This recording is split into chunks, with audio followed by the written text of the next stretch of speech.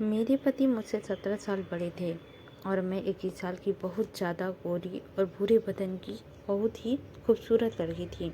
जो भी मुझे देखता वह पक्का दीवाना हो ही जाता था। मेरे पति देखने में बहुत लंबे, चौड़े और मोटे शरीर के थे। वह हमेशा हमसे नाराज़ रहते थे। शादी की पहली रात जो उन्होंने मेरे साथ किया वह बहुत ही गलत था। मेरे शरीर से खून निकल रहा था। उन्होंने मुझसे पलट कर देखा भी नहीं। मैं अभी ग्रेजुएशन में पढ़ाई कर रही थी। मेरी बड़ी दीदी को लड़के वाले देखने के लिए आए। उन्होंने मेरी दीदी को पसंद कर लिया और शादी फिक्स हो गई। मेरे माता पिता और हम लोग शादी से बहुत ज़्यादा खुश थे, क्योंकि इस घर की पहली शादी थी, हमारी दीदी की शादी। हम लोग बड़ी धूमधाम से शादी की तैयारियां में लग गए और वो दिन सामने आया जब हमारे घर बारात आई।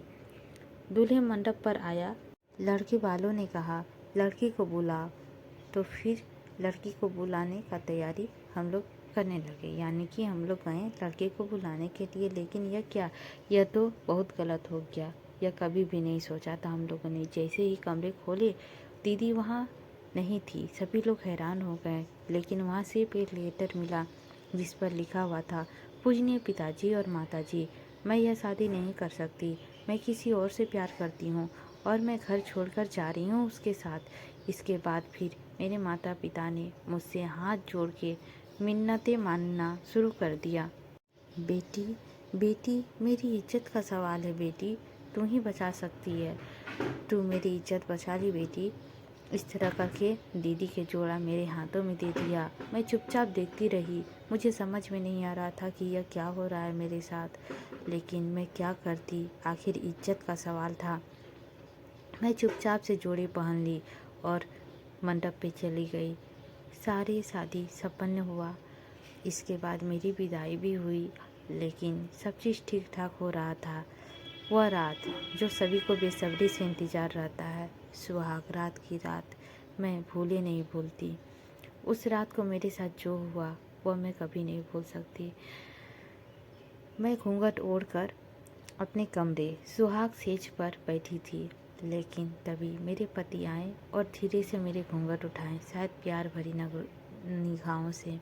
लेकिन जैसे ही उन्होंने मेरी घूंघट उठाया, उन्होंने देखा कि क्या तुम यहाँ क्यों आई हो? तुम्हारी बड़ी बहन कहाँ है? तुम तो छोटी बहन हो, अपनी बड़ी बहन को बुला। मैंने उन्हें सब कुछ सच सच बताने की कोशिश की, बहुत ही मीठे और सरल स्वभाव में। लेकिन उन्होंने मेरी एक नहीं सुनी। उन्होंने मेरे मुंह पे 4-5 चाटा मारा और फिर वह वहाँ से चले गए। इसके बाद मेरे शरीर से पूरी खून निकल रहा था। मैं वहीं गिरी पड़ी रही। उन्होंने मेरी तरफ मुड़कर भी नहीं देखा। वो वहाँ से भाग गए। बहुत तेज गुस्सा में थे शायद। उन्होंने कुछ भी नहीं बोला। इसके बाद हम दोनों का रिश्ता यूं ही चलता रहा। रोज़ झगड़े, रोज़ लड़ाई, रोज़ यूं ही चलते चलते आखिरकार कहीं भी जाते तो सभी हमें बाप और बेटी समझ लिया करते थे। इन सब बातें सुन के मेरे पति जल जाते थे। उन्हें गुस्सा था ही, और यदि कोई पूछ भी देता कौन है आपकी, तो वो और भी चिढ़ जाते। कभी भी हम कहीं भी नहीं जाते थे। एक दिन हमारे पड़ोस में ही राहुल नाम का लड़का था। जो हमने पूछा वह कौन है, तो मेरे पति ने बताया वह मेरे फुफेरे भाई का बेटा है। मतलब कुछ दूर का रिश्तेदार, रिश्ते में देवर ही लगेंगे। तो फिर हम कभी उन्हें देखे थे, मुझे याद नहीं है अच्छी तरह, लेकिन मुझे लगता है कि मैं उन्हें कहीं देखी हूँ। आखिरकार जब मैं कॉलेज में थी, याद करते करते काफ़ी देर के बाद मुझे याद आया, जब मैं कॉलेज में थी तब उन्हें देखा था। ग्रेजुएशन कर रही थी तभी ही। राहुल मेरा ही कॉलेज का लड़का था। याद करते करते याद आया। इसके बाद फिर क्या था, मैंने राहुल से बात करने की कोशिश की। राहुल ही मेरा दुख दर्द को समझ सकता था। इसके बाद राहुल से काफ़ी ज़्यादा क्लोज होने लगी। लेकिन एक दिन मेरे पति ने मुझे देख लिया। हम दोनों खड़े होकर बातें कर रहे थे, तभी ही मेरे पति मेरे घर आ गए थे किसी काम से। वो मेरे तरफ देखिए बहुत चिल्लाए और अपने कमरे में ले गए।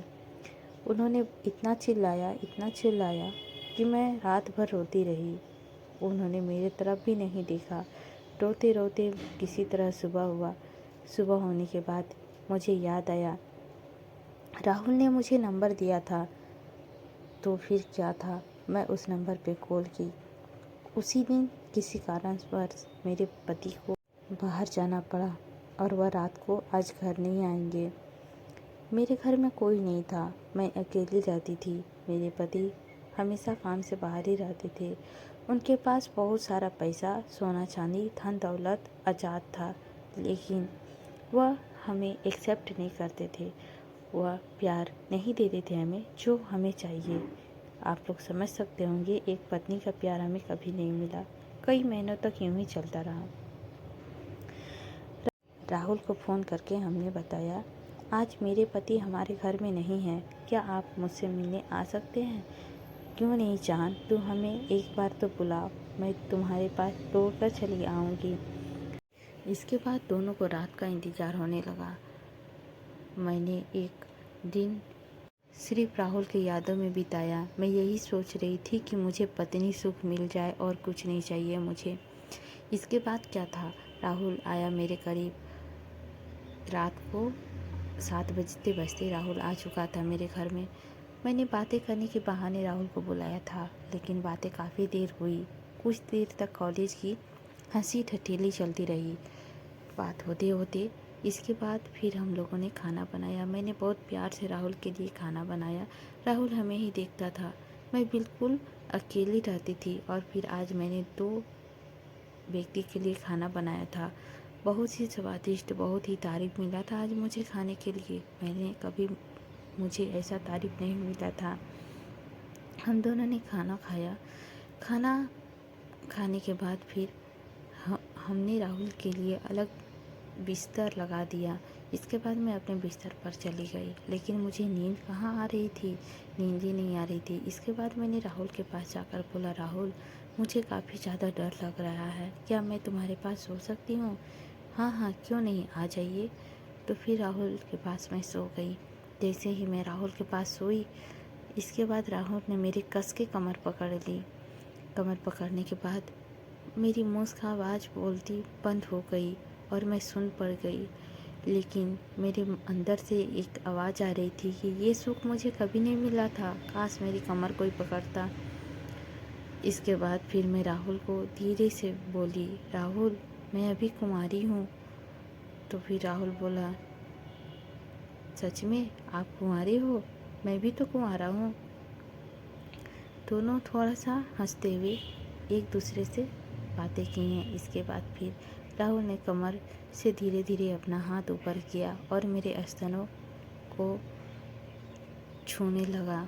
इसके बाद क्या था, मैं चुपचाप से वहीं पर लेटी रही और फिर एक हाथ मेरे बालों को ले जाके खोल दिए और फिर मेरा बाल से पूरे चेहरे में आ गई। मैं समझ नहीं सक रही थी कि ये क्या हो रहा है। पहले ये सुख मुझे कभी नहीं मिला था। और फिर बालों को छूते छूते उन्होंने वो एहसास दिला रहा था कि ये एक पति पत्नी का रिश्ता है। इसके बाद उन्होंने मेरी ब्लाउज़ का हुक खोलना शुरू कर दिया।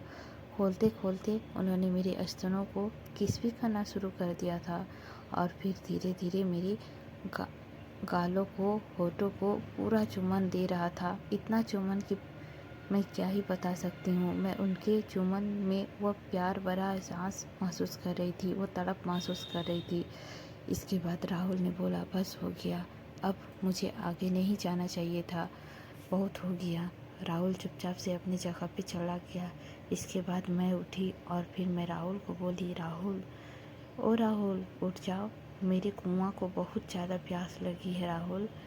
तो उन्होंने मेरे लिए पानी लेकर आया। मैं बोली, ये पानी मुझे नहीं चाहिए राहुल, मुझे तेरे ही पानी पीना है, मुझे पानी पिला दो राहुल।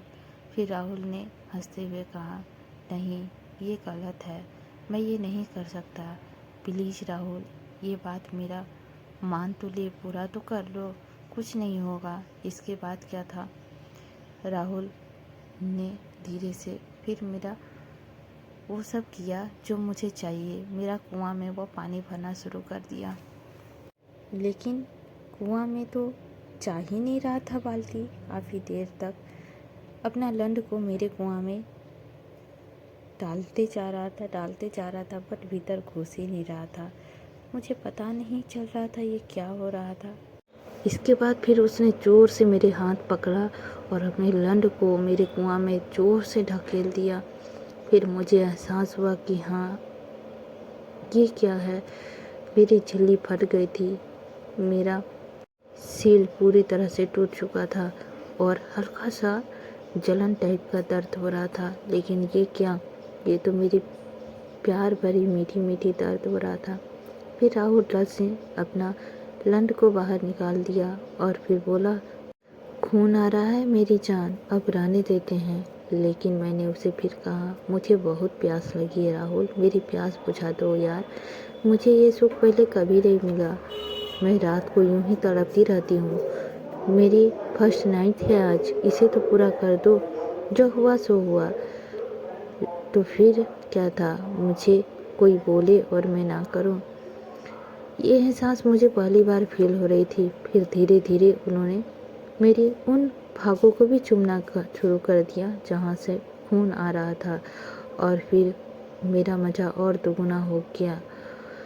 और फिर उन्होंने धीरे धीरे पूरा स्पीड करते हुए अपनी केले से दूध का बौछार कर ही दिया आखिरकार। इसके बाद मैं शांत हो गई, लेकिन राहुल पसीने पसीने हो गया था और फिर अलग से जाके सो चुका था। मुझे नींद नहीं आ रही थी। मुझे पता था कि ये मज़ा मुझे दोबारा नहीं मिलने वाला है, आज का ही रात है। लेकिन मुझे बिल्कुल भी दर्द नहीं हो रहा था, ना ही मुझे किसी तरह लग रहा था। मुझे लग रहा था कि और एक बार कोई मुझे ये सब कर दे। इसके बाद क्या था, मैंने राहुल को फिर से उठाया, राहुल उठो ना राहुल, प्लीज़ राहुल उठो। अब क्या हुआ, अब तो सोने दो राहुल, मुझे और एक बार कुआं का पानी पिला दो ना राहुल, प्लीज़ राहुल, अपने केले से दूध का फिर से बौछार कर दो राहुल। राहुल ने फिर उठा और फिर से अपना गाड़ी चलाना शुरू कर दिया। इतना गाड़ी चलाया कि उसका केले से दूध निकल ही गया आखिरकार। और मेरे दोनों दूधों को इस तरह से निचोड़ रहा था मानो कभी भी ये मज़ा नहीं आया था मेरा। इसके बाद उन्होंने पूरे शरीर को किस करके सो गया। मैं भी शांत हो गई, राहुल भी शांत हो गया। मेरे पति 7 बजे वापस आने वाले थे। इसके बाद सुबह फिर राहुल उठा और फिर तैयार होकर जाने ही वाला था। मैंने उसे बोला, देवर जी और एक बार मुझे चाहिए, इसके बाद मैं आपको कभी नहीं बोलूँगी। नहीं मेरी जान, फिर मौका मिले तो हम दोनों ज़रूर मिलेंगे, अवश्य ही मिलेंगे। फिर क्या था, राहुल की बात तो बहुत ही अच्छी लगी मुझे। इसके बाद मुझे बाथरूम में हम स्नान कर रहे थे, तभी राहुल ने कुंडा खुलवा के और फिर वहाँ पे भी एक बार मेरे मज़े ले लिए। अब तो मज़े ही मज़े थे, जहाँ टाइम मिल जाए वहाँ पे मज़े मिल जाता था।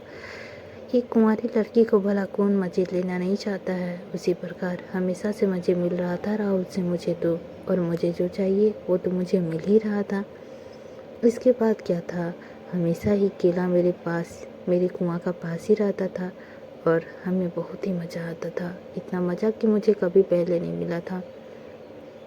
मेरे सुबह पति 7 बजे घर वापस आ रहे थे। 6 बजे राहुल को मैंने बता दिया था कि मेरे पति वापस 7 बजे आने वाले हैं, अब तुम चले जाओ।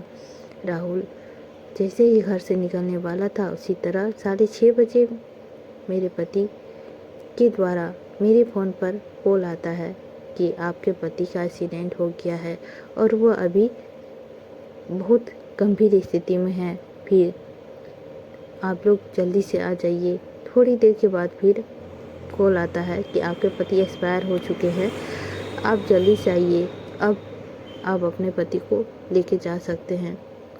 मुझे ये कुछ ठीक नहीं लगा। मुझे ये यकीन नहीं हो रहा था कि क्या ये सच में हो सकता है। फिर मैं यहाँ से जल्दी राहुल को लेके निकल गई और निकल जाने के बाद मैंने वहाँ जो देखा तो क्या ही बोले। वहाँ पे लाश बॉडी वहाँ पड़ी थी और फिर हम दोनों ने मिलके वहाँ पे दाह संस्कार किए। अब राहुल के साथ कुछ दिनों के बाद मैंने शादी भी कर ली। जितनी भी धन दौलत सारी संपत्ति थी मेरी, सोना चांदी धन दौलत सभी मेरे नाम हो गए और हम और राहुल खुशी खुशी रहने लगे। समाज का क्या, वो कल भी हंसता था और आज भी हंसता है। आज मेरे और राहुल के दो बच्चे हैं और राहुल आज भी बहुत रोमांटिक है और मैं भी। मुझे जो चाहिए वो तो मिल ही गया और मैं बहुत ज़्यादा खुश थी इस शादी को लेके। लेकिन मेरे पति मुझे जो सुख नहीं दिया वो शायद राहुल आज पूरा कर दिया। आई होप आप लोगों को यह कहानी अच्छी लगी होगी तो लाइक कर दीजिएगा। चैनल पर नए होंगे तो ज़रूर सब्सक्राइब कीजिएगा। और यदि आपको इस तरह का कहानी चाहिए तो मेरे चैनल पर कमेंट करके ज़रूर बताइएगा। कमेंट बॉक्स आपके लिए खाली है, आप ज़रूर कमेंट कर सकते हैं। मिलते हैं एक नई वीडियो के साथ। यदि चाहिए तो कमेंट ज़रूर कीजिएगा। वीडियो को पूरा देखने के लिए धन्यवाद।